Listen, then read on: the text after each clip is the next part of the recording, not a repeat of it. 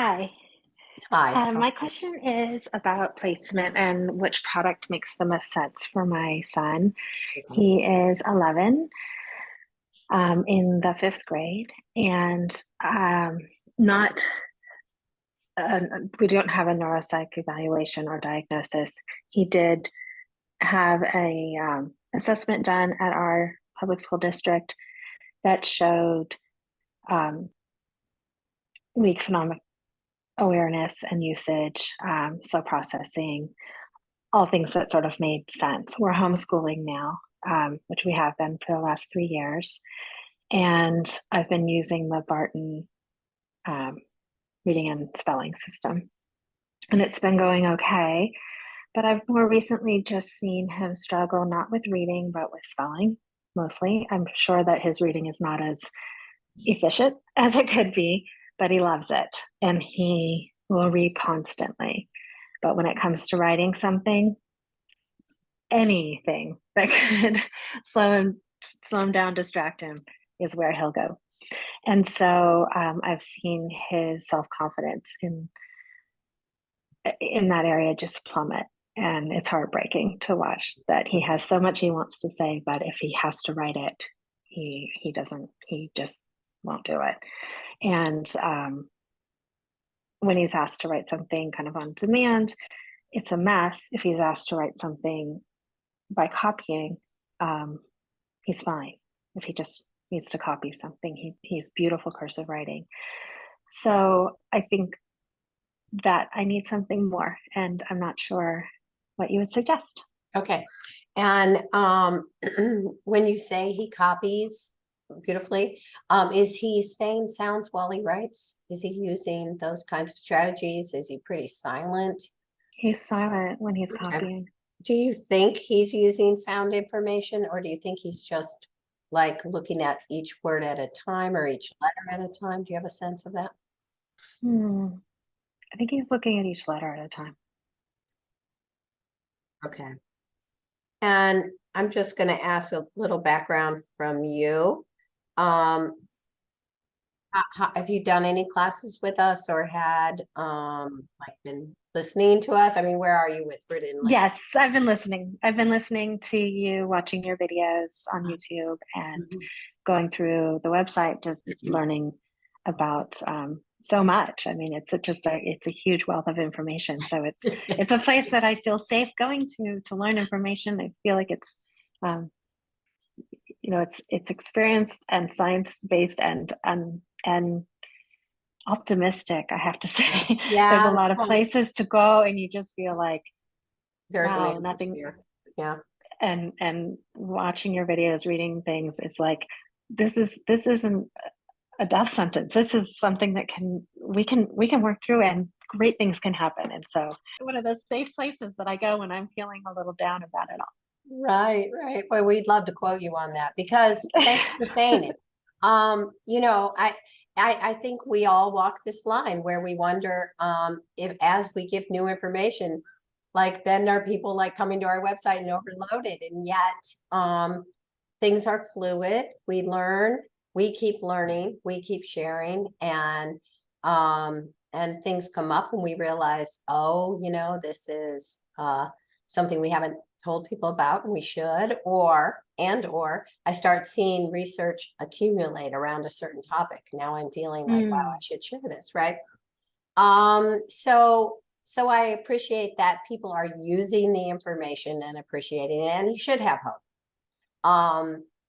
Because what we need to work on is what a lot of people need to work on. I think Barton does a lot of good. They do a lot of good in reading. The unfortunate part about it is that the research is really amassing over the fact that we should be teaching reading and writing together, that we should be encouraging writing at younger ages, not waiting, and that we've only kind of done half the job, and we've skipped the hardest part of the job when we haven't gotten writing going. And would it be uncommon for writing to lag behind reading? No, it's not true of every child, but it's true of many children. but if the gap keeps growing, that's not what you want either, right? And so I think you are wise to be starting to say, what do I do now? Now you have two paths you can take with Rooted in Language, and it's difficult for all of you who have older students coming to us because we don't have a ready-made program to hand you.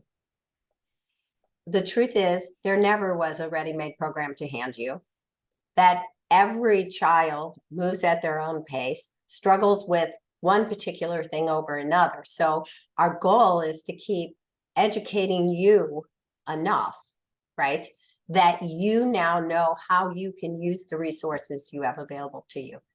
What you want is to be able to be like the lucky new learners who just open pinwheels and reading and writing's all taught together and grammar's woven in, word studies there, right? Like that's great, except it's extremely time consuming to write. So what we need is where we started, which is training you what to do.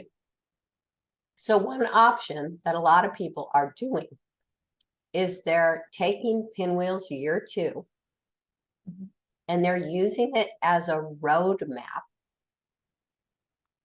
to get kids doing copy work the way it should be done. And also, we work on weaving in original writing in bits and pieces. Now we use reading material that's going to be way below what he does. It also will show you weaving in word study and weaving it and creating an affix chart and creating your vowel chart and all of these things. But you will not feel that the reading level is enough.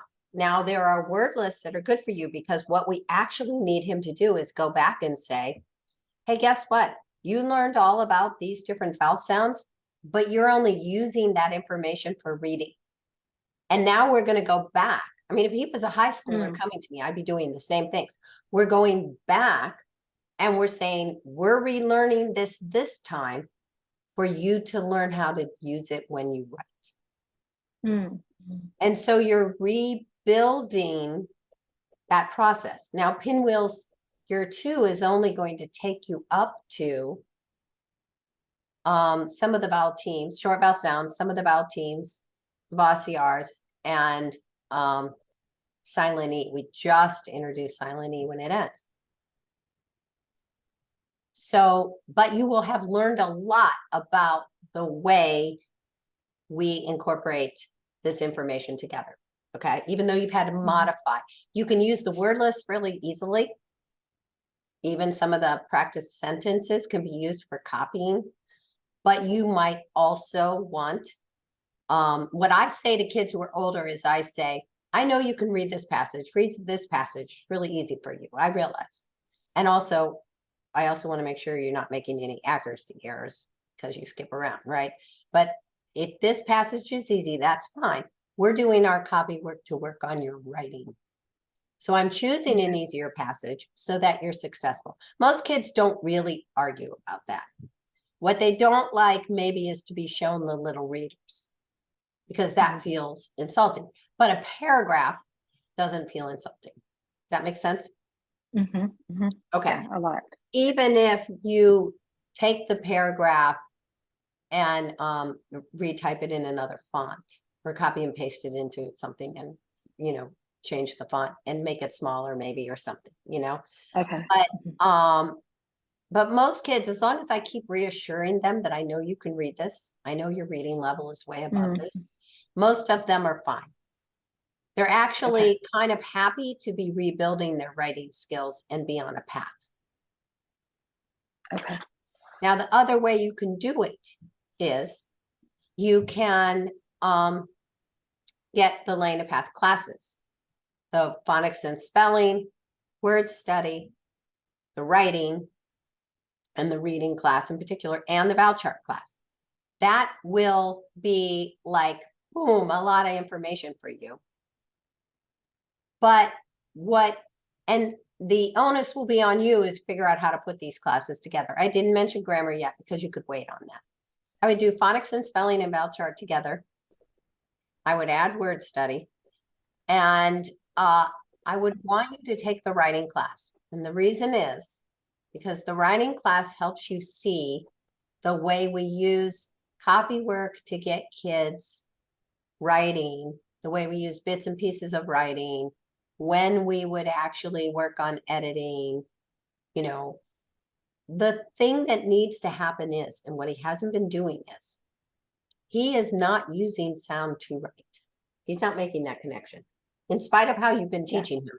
I do realize that, you know, there are a lot of kids we teach and they still aren't getting it, right? And using it. Totally. I mean, he can recite off all the different spelling rules that we've been doing in Barton, but they are not being implemented. Right. And I don't know if you listened to my video about speech to text versus text to speech. Did you I was just starting it because, yeah, I have not listened to the whole thing. So the thing is, all of these Orton Gillingham based programs tend to be very rule oriented and very much about the letters you see and the sounds they make. But our brain needs what kids with processing problems, what they really aren't doing is they're not having sound direct everything. Sound is like the Wi-Fi in their language system. It's connecting to letters. It's connecting to meaning. It's connecting to grammar. It's connecting to the oral language system. Okay.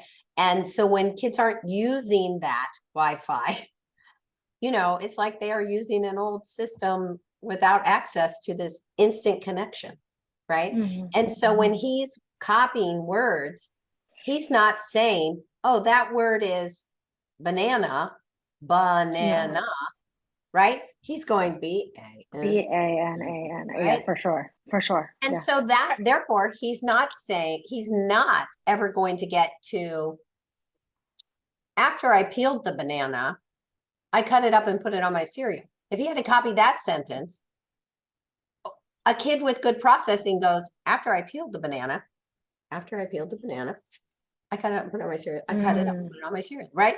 That, and let alone he's creating original sentences where he has a thought in his head and he can translate mouth to hand, right? Like the words that, but we actually do that with sound.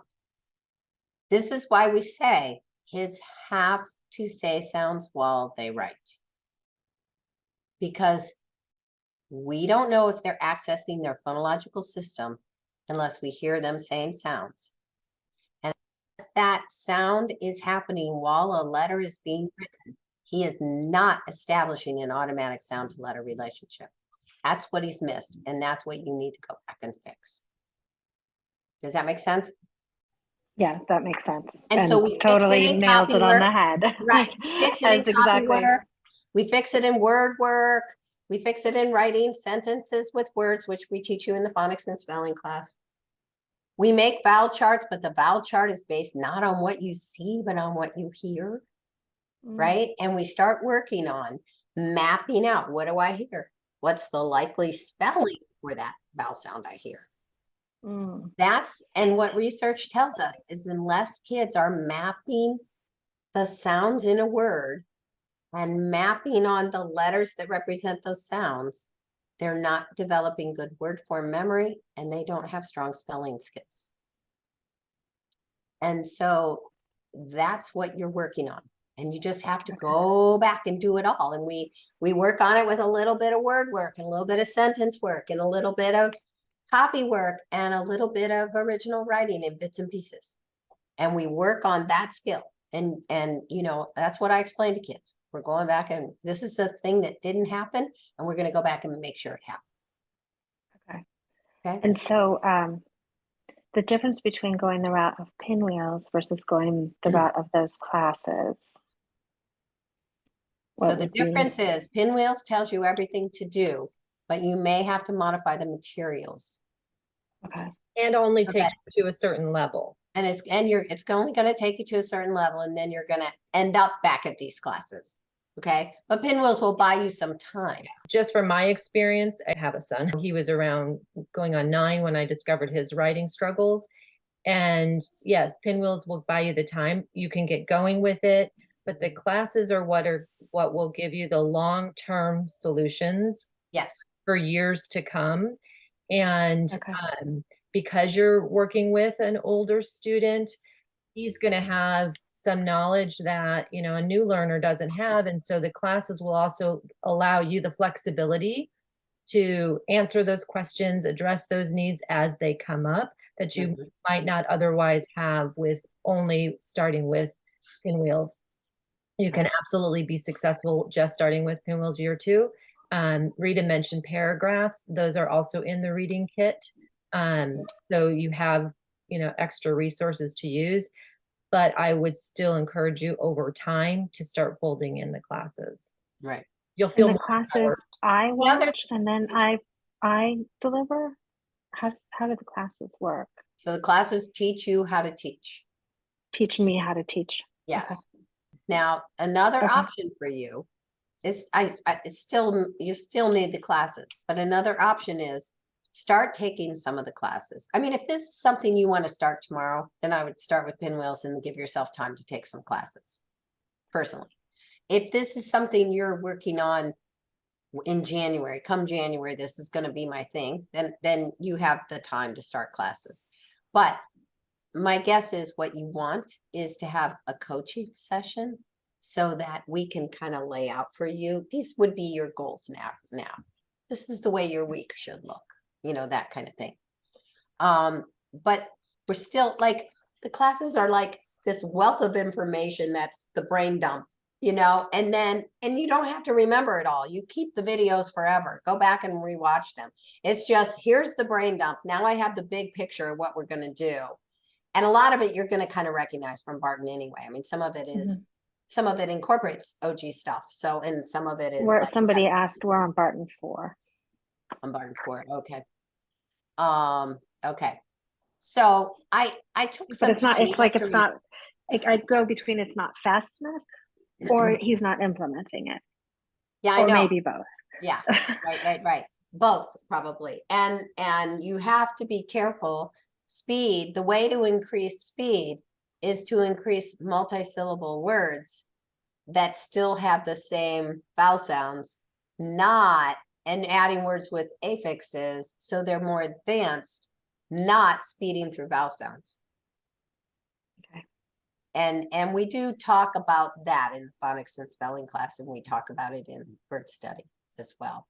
So I did spend So some time on this because a lot of people with older kids need to know what to do. My other thing I would just add for everyone's information is it's too late this year, but once you work on this yourself for a little while, join Roots Entwined, and then we start really helping you.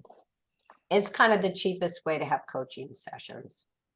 And Roots Entwined is, It's a year-long ongoing. and it starts in the It's a fall. group.